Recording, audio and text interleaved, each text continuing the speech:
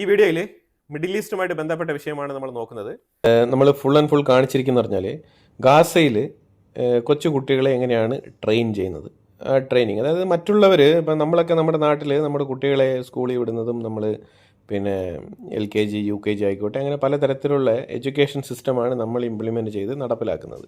ആ ഒരു സിസ്റ്റത്തിലൂടെയാണ് നമ്മൾ നമ്മുടെ കുട്ടികളെ പഠിപ്പിച്ച് കൃത്യമായിട്ട് അവർക്ക് കൊടുക്കേണ്ട എഡ്യൂക്കേഷൻ കൊടുത്ത് ഒരു പൗരനായിട്ട് നമ്മൾ വളർത്തിക്കൊണ്ടുവരാൻ നമ്മൾ അതിനാണ് ഏറ്റവും പ്രത്യേകത നമ്മൾ കൊടുക്കുന്നതും വളരെ ഇമ്പോർട്ടൻസ് കൊടുക്കുന്നതും. പക്ഷേ അതേസമയം ഗാസയ്ക്കുള്ളിലുള്ള കുട്ടികളുടെ അവസ്ഥ എന്താണെന്ന് പറഞ്ഞു കഴിഞ്ഞാൽ പരിതാപകരമാണ്. കാരണം ഈ കുട്ടികൾക്ക് ഈ കുട്ടികളല്ല ഇത് ആഗ്രഹിക്കുന്നത്. ഈ കുട്ടികളെ ഈ ഒരു സിസ്റ്റത്തിലൂടെ അവർ കടത്തി വിടുകയാണ്. ഞാനിവിടെ ഷെയർ ചെയ്യുന്ന ഇമേജുകളൊക്കെ കണ്ടു കഴിഞ്ഞാൽ നിങ്ങൾക്ക് വളരെ വ്യക്തമായിട്ട് മനസ്സിലാക്കാൻ പറ്റും എന്താണ് ഗാസയ്ക്കുള്ളിലുള്ള ഒരു അവസ്ഥ എന്നുള്ളത്.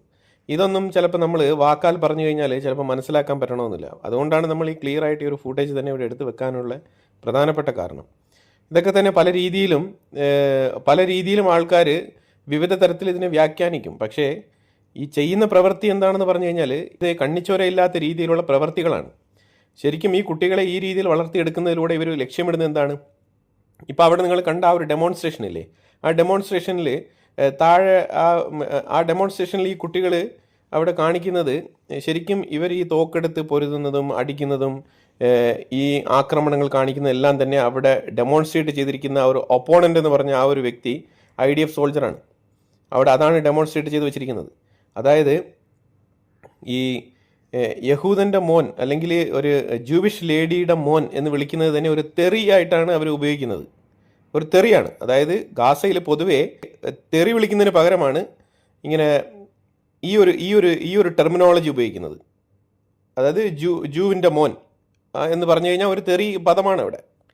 ഈ രീതിയിലാണ് അവിടുത്തെ കാര്യങ്ങളൊക്കെ. ഇപ്പോൾ ഇതിനകത്ത് തന്നെ ഇത് സ്ക്രിപ്റ്റ് എഴുതി ആ കൊച്ചു കുട്ടിയുടെ കയ്യിൽ കൊടുത്ത് വായിപ്പിക്കുകയാണ്.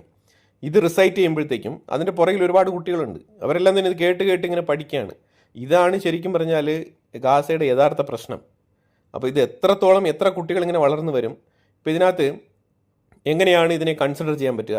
ഫോർ എക്സാമ്പിൾ ഒരുപാട് കുട്ടികൾ അവിടെ മരണപ്പെടുന്നു എന്നുള്ളൊരു വാർത്ത വരുന്നുണ്ട്. അതേപോലെ സിവിലിയൻസ് ഡെത്തിൽ ഏറ്റവും കൂടുതൽ കൺസേൺ ആവുന്നത് കുട്ടികളുടെ മരണമാണ്. അപ്പോൾ ഈ കുട്ടികളിൽ ഒരു 17-16 വയസ്സാകുമ്പോൾ ഇപ്പോൾ ഈ രീതിയിൽ ട്രെയിൻ ചെയ്യുന്ന കുട്ടികൾ, ഈ രീതിയിൽ പരിശീലനം നേടിയ കുട്ടികൾ ഒരു 15-16 വയസ്സാകുമ്പോൾ തന്നെ ഇവർ തോക്കെടുത്ത് ഒരു IDF സോൾജറിൻ്റെയോ അല്ലെങ്കിൽ ഒരു യഹൂദൻ്റെയോ നേരെ ഇവർ തോക്ക് ചൂണ്ടിക്കഴിഞ്ഞാൽ ഇവരെ IDF നിരുപാധികം വെടിവെച്ചിടേണ്ടി വരും. അങ്ങനെ വെടിവെച്ചിട്ട് കഴിഞ്ഞാൽ ഇത് പിന്നെ മൈനർ അല്ലെങ്കിൽ കൊച്ചുകുട്ടികളെ വധിച്ചു എന്നുള്ള കൊച്ചുകുട്ടികൾക്കെതിരെ IDF വെടിവെച്ചു എന്നുള്ളൊരു ഇരവാദമായിട്ട് ഇത് ഉയർത്താനുള്ള സാധ്യത വളരെ കൂടുതലാണ്. അങ്ങനെ തന്നെയാണ് ഇരവാദം ഉയർത്തിക്കൊണ്ടിരിക്കുന്നത്. ഈ കാലയളവിലൊക്കെ നടക്കുന്ന സംഗതികൾ അങ്ങനെയാണ്. ഇവിടെ ഒരു 16 വയസ്സോ 17 വയസ്സോ ഉള്ള അണ്ടർ ഏജിലുള്ള ഒരു കുട്ടി ഇതുപോലെ തോക്കെടുത്ത് വെടിവെക്കുന്നെങ്കിൽ ഇസ്രായേലിന് ഇത് അണ്ടർ ഏജ് ആണെന്ന് പറഞ്ഞിട്ട് അവരെ വെറുതെ വിട്ടിട്ട് പോകാൻ പറ്റുമോ? ഒരിക്കലും പറ്റത്തില്ല. അവർക്ക് തീർച്ചയായിട്ടും റിറ്റാലിയേറ്റ് ചെയ്യേണ്ടി വരും. അപ്പോൾ ആ രീതിയിലാണ് അവിടുത്തെ കാര്യങ്ങൾ. അപ്പോൾ നിങ്ങൾ ത്രൂ ഔട്ട് ഈ ഒരു വീഡിയോ കാണുമ്പോഴത്തേക്കും നിങ്ങൾക്ക് മനസ്സിലാവും അവിടെ എന്താണ് സംഭവിക്കുന്നുള്ളത്. ഇതിൽ കൂടുതൽ ഫർദർ എക്സ്പ്ലനേഷൻ ഈ ഒരു വിഷയത്തിൽ ആവശ്യമില്ല എന്നാണ് ഞാൻ കരുതുന്നത്. ഈ ഒരു വീഡിയോ തന്നെ വളരെ വ്യക്തമാണ്. والذي نضع وإياكم أجر الأساس بقيادة العالم بقيادة إسلامية. والفجر والله قريب والقدس لا مش للبيت. أرضك عدل وبحرك يا وصفد الحر كل فلسطين.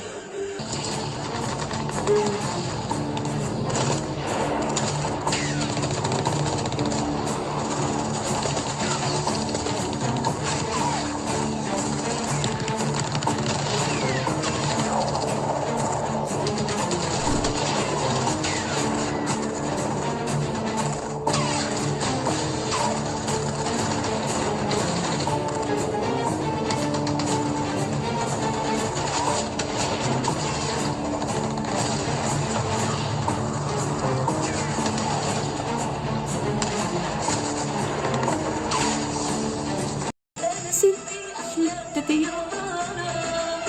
سلة في لحظة من أشجرة البندقية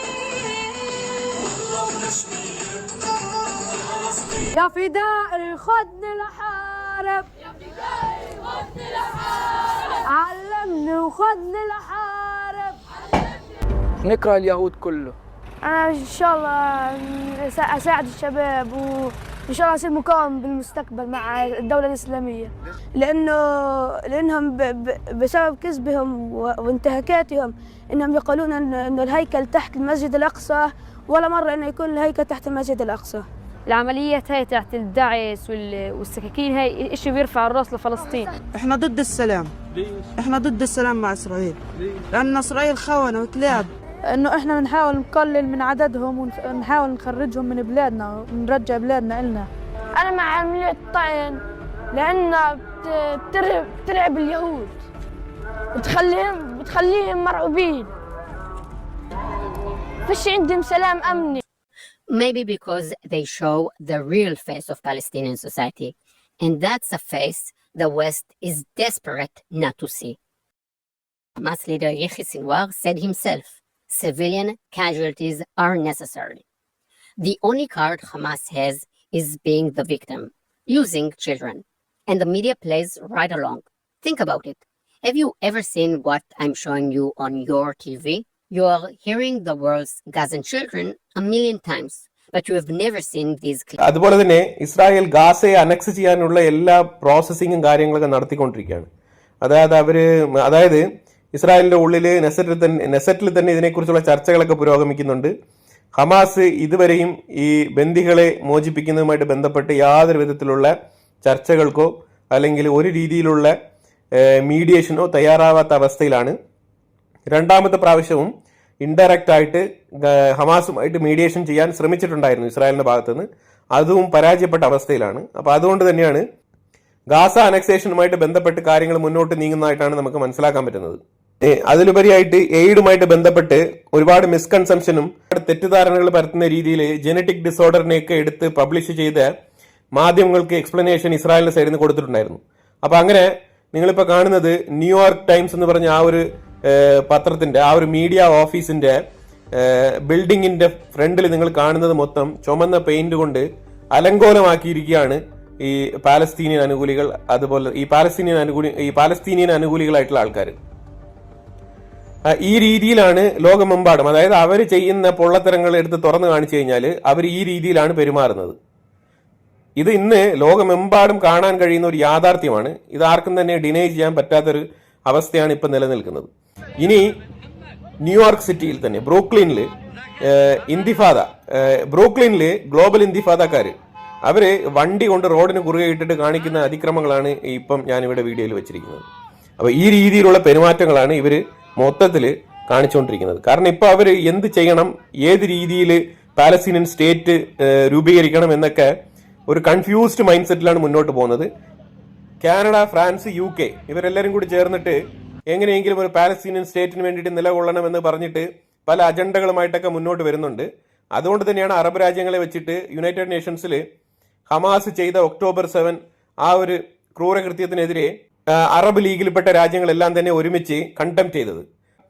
ഇത്രയും കാലം അതിനെക്കുറിച്ച് ഒരു രീതിയിലും ഒരു വാക്ക് പോലും മിണ്ടാത്ത രാജ്യങ്ങളൊക്കെ ഇന്ന് കണ്ടംപ്റ്റ് ചെയ്തെങ്കിൽ ഒരു സൈഡിൽ ഇസ്രായേലിന്റെ ആ ഒരു ചെറുത്തുനിൽപ്പ് അതിനെ നമുക്ക് അപ്രീഷിയേറ്റ് ചെയ്യേണ്ടി വരും. അതിലുപരിയായിട്ട് ഒരു സൈഡിൽ ഹമാസിനെ കണ്ടംപ്റ്റ് ചെയ്ത് അവരെ ഗാസയിൽ നിന്ന് പുറത്താക്കിയിട്ട് പാലസ്തീനിയൻ അതോറിറ്റി PLO, അപ്പോൾ അവരുമായിട്ട് ബന്ധപ്പെട്ട് മുഹമ്മദ് അബ്ബാസിന്റെ നേതൃത്വത്തിൽ ഈ പാലസ്തീനിയൻ അതോറിറ്റി അഥവാ പാലസ്തീനിയൻ സ്റ്റേറ്റ് എങ്ങനെയും രൂപീകരിക്കാം, അപ്പോൾ ഗാസ എന്ന് പറഞ്ഞ സ്ഥലവും കൈവിട്ട് പോകത്തില്ല, അതുപോലെ തന്നെ വെസ്റ്റ് ബാങ്കിലും നമുക്ക് ആധിപത്യം നിലനിർത്താം എന്നുള്ള രീതിയിൽ അറബ് രാജ്യങ്ങളെല്ലാം കൂടി ചേർന്നിട്ട് ഒരു പദ്ധതിയുമായിട്ട് വരുന്നുണ്ട്. പക്ഷേ ഈ ഒരു സാഹചര്യത്തിൽ ഇസ്രായേൽ വളരെ ശക്തമായിട്ട് ഗാസ അനക്സേഷൻ പ്ലാനുമായിട്ട് മുന്നോട്ട് പോകാനുള്ള ഫർദർ സ്റ്റെപ്പാണ് എടുത്തിരിക്കുന്നത്. അതായത് അറബ് രാജ്യങ്ങൾ ഒരു സ്റ്റെപ്പ് വെക്കുമ്പോഴത്തേക്കും ഇസ്രായേൽ 2 സ്റ്റെപ്പ് മുന്നോട്ട് വെക്കുകയാണ്. അതാണ് ഇപ്പോൾ നമുക്ക് കാണാൻ കഴിയുന്നത്. US-ഉം ഇസ്രായേലും കൂടി ചേർന്നിട്ടാണ് കോംപ്രിഹെൻസീവ് ഗാസ പ്ലാൻ തയ്യാറാക്കുന്നത്. പിന്നെ ഇനി ഒരിക്കലും ഒരു പാർഷ്യൽ ഡീലിനൊന്നും ഇനി തയ്യാറല്ല എന്നാണ് പറഞ്ഞിരിക്കുന്നത് ഇസ്രായേൽ. സ്റ്റീവ് വിറ്റ്കോഫിന്റെ ടീം ഖത്തറിൽ ശ്രമിക്കുന്നുണ്ട് ഒരു സമാധാന ചർച്ചയ്ക്കും ഒരു ബന്ദിമോചനത്തിന് വേണ്ടിയിട്ടുള്ള പുതിയ ഡീലിന് വേണ്ടിയിട്ട് ശ്രമിക്കുന്നുണ്ട്. അതുപോലെ ബെയ്ത്ത് ഹാനൂൻ ഭാഗത്ത് തകൃതിയായിട്ടുള്ള ആക്രമണങ്ങൾ നടക്കുകയാണ്. ഒരുപാട് ഹമാസ് സംഘടനയിൽപ്പെട്ട ആൾക്കാർ ഒരുപാട് പേര് കൊല്ലപ്പെട്ടിട്ടുണ്ട് ഈ ബെയ്ത്ത് ഹാനൂൻ ഭാഗത്തു നിന്നാണ് റിപ്പോർട്ട് വരുന്നത്. ഇവിടെ ഞാൻ കാണിച്ചിരിക്കുന്നത് ആ ജനറ്റിക് ഡിസോർഡർ ഉള്ള ആ ഒരു പയ്യന്റെ ഫോട്ടോയാണ്. ആ കൊച്ചിയർക്കന്റെ ഫോട്ടോ പലരും പല ഫാമിലീസിൽപ്പെട്ട ആൾക്കാരും ഈ പയ്യന്റെ കൂടെ നിന്ന് ഫോട്ടോ എടുത്തിരിക്കുകയാണ്. അതായത് ഡിഫറെന്റ് ഫാമിലിയിൽ ഒരുപാട് കുട്ടികൾ ഇതേപോലെ ഈ സ്റ്റാർവേഷൻ കൊണ്ടും ന്യൂട്രീഷൻ കിട്ടാത്തതുകൊണ്ടും ഇതേ അവസ്ഥയിലാണെന്ന് വരുത്തി തീർക്കാൻ വേണ്ടിയിട്ട് ആ ഒരു ജനറ്റിക് ഡിസോർഡർ ഉള്ള ആ ഒരു കൊച്ചിനെ പല ഫാമിലീസിനെയും കൊണ്ട് ഫോട്ടോ എടുപ്പിച്ച് ആ ഫോട്ടോ പ്രചരിപ്പിച്ചിരിക്കുകയാണ്. അതുപോലെ ലെബനാൻ പ്രസിഡന്റ് ഹെസ്ബുള്ളയുടെ അടുത്ത് നിങ്ങൾ ആയുധം വെച്ച് നിങ്ങൾ കീഴടങ്ങണം എന്നാണ് പറഞ്ഞിരിക്കുന്നത്. അതായത് ഈ ആയുധം വെച്ച് കീഴടങ്ങണം എന്ന് പറഞ്ഞാൽ ഹിസ്ബുള്ളയുടെ കയ്യിലുള്ള ആയുധങ്ങളെല്ലാം ലെബനീസ് ആർമിക്ക് കൈമാറാനാണ് പറഞ്ഞിരിക്കുന്നത്. അതിന് അപ്പം തന്നെ മറുപടിയുമായിട്ട് നയീം കാസിം, ഹെസ്ബുള്ളയുടെ ഇപ്പം നിലവിലത്തെ ലീഡറായിട്ടുള്ള നയീം കാസിം പറഞ്ഞിരിക്കുന്നത് ഹെസ്ബുള്ള അതിന് ഒരിക്കലും തയ്യാറല്ല, അത് സാധിക്കില്ല എന്നാണ് പറഞ്ഞിരിക്കുന്നത്. അപ്പോൾ ഇതേ സാഹചര്യത്തിൽ ലെബനാനും സിറിയയ്ക്കുമിടയിൽ ലെബനാൻ സിറിയ ബോർഡറിൽ വെച്ചിട്ട് ഒരു ക്ലാഷ് നടക്കുന്നുണ്ട്. അത് 2-3 ദിവസം കൊണ്ട് ഈ ഒരു അടി നടക്കുകയാണ്. ഈ സുന്നികൾക്കും ഷിയാക്കൾക്കും ഇടയിലാണ് ഈ ഒരു ചെറിയ ബാറ്റിൽ നടക്കുന്നത്. അത് സിറിയ ലെബനാൻ ബോർഡറിലാണ് ഇപ്പോൾ തുടർച്ചയായിട്ട് ഒരു 4 ദിവസങ്ങളായിട്ട് ഈ ഒരു കൺഫ്രണ്ടേഷൻ നടന്നുകൊണ്ടിരിക്കുന്നത്. അതുപോലെ ഇന്നും എയ്ഡ് എയർ ഡ്രോപ്പ് ചെയ്യപ്പെട്ടു. എല്ലാം വാരിക്കൊണ്ട് പോകുന്ന രംഗമാണ് ഇവിടെ ഞാൻ ഈ പിക്ചറിൽ കാണിച്ചിരിക്കുന്നത്. എയ്ഡുകളൊക്കെ തകൃതിയായിട്ട് കിട്ടുന്നുണ്ട്. ഇതിനെക്കുറിച്ചുള്ള അഭിപ്രായങ്ങൾ കമന്റ് ബോക്സിൽ രേഖപ്പെടുത്തുക. കൂടുതൽ വാർത്തകളുമായിട്ട് അടുത്ത വീഡിയോയിൽ വരാം. Thank you so much.